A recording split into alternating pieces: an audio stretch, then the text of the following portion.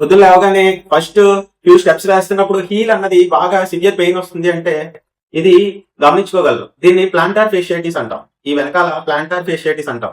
ఒక thick band like structure ఉంటది అనమాట ఫేషియా అని, ప్లాంటార్ ఫేషియా. అది ఎప్పుడైతే బాగా ఇబ్బందికి గురైందో, రాత్రిపూట అంతా అది బాగా టైట్ అయిపోవడం వల్ల ఉదయం లేచిన వెంటనే అలా అడుగు వేయగానే ఇబ్బందికి గురవుతుంది అనమాట. ఎవరికి ఇది ఎక్కువ వస్తుంది అంటే బాగా ఎక్కువ లాంగ్ టైం నిలబడే వాళ్ళకి, అలానే ఫ్లాట్ ఫుట్, సరిగ్గా ఆర్చ్ అన్నది లేకుండా ఫ్లాట్ ఫుట్ ఉంటుంది, అలానే ఓవర్ వెయిట్ ఉన్న వాళ్ళు, వాకింగ్ కానీ రన్నింగ్ కానీ సడన్ గా ఇంక్రీజ్ చేసిన వాళ్ళు, ఫుట్వేర్ ఒకళ్ళ సైజ్ వేరే వాళ్ళు వేసుకోవడం ఇటువంటివి జరగడం కానీ, కాఫ్ మజిల్స్ అనేవి బాగా టైట్ ఉన్న వాళ్ళు కానీ, వైటమిన్ డి డెఫిషియన్సీ ఉన్న వాళ్ళు ఈ ప్లాంటార్ ఫేషియైటిస్ ఎక్కువ కామన్ గా చూస్తాం. డబల్ స్ట్రెచ్ అంటే ఇలా వెనక్కి ఇలాగా 20 సెకండ్స్ పట్టుకోవడం, వీటి వల్ల ఏంటంటే రిలాక్స్ అవుతుంది, స్ట్రెచ్ అవుతుంది అనమాట.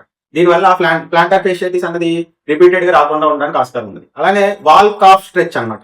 ఇవి కూడా ఒక 20 సెకండ్స్ 5 రిపిటేషన్స్ అలా చేయడం మంచిది. బాటిల్ రోలింగ్ అనమాట. కోల్డ్ బాటిల్ తీసుకొని దాన్ని 2-3 మినిట్స్ రోల్ చేసుకోవడం కూడా మంచిదన్నమాట. ఫేషియైటిస్ అనేది ఈ చిన్న స్ట్రెచెస్ తో మనం దీర్ఘకాలికంగా కంట్రోల్ చేయడానికి ఆస్కారం ఉంది. కాబట్టి ఏంటంటే మజిల్ అది బాగా స్ట్రెచ్ అయినప్పుడు ఈ టెండాన్స్ అది కూడా వెంటనే వెనక్కి లాగడం వల్ల ఈ ప్లాంటార్ ఫేషియైటిస్ జరుగుతూ ఉంటుంది. అలానే ఈ ఇబ్బందులు ఏవైతే లాంగ్ స్టాండింగ్ కానీ లేకపోతే ఓవర్ వెయిట్ కానీ ఇవన్నీ కూడా కంట్రోల్ చేసుకోగలిగేవే. ఇవన్నీ కూడా కంట్రోల్ చేసుకుంటే ఈ ప్లాంటార్ ఫేషియైటిస్ బారి నుంచి బయటపడచ్చు. Thank you.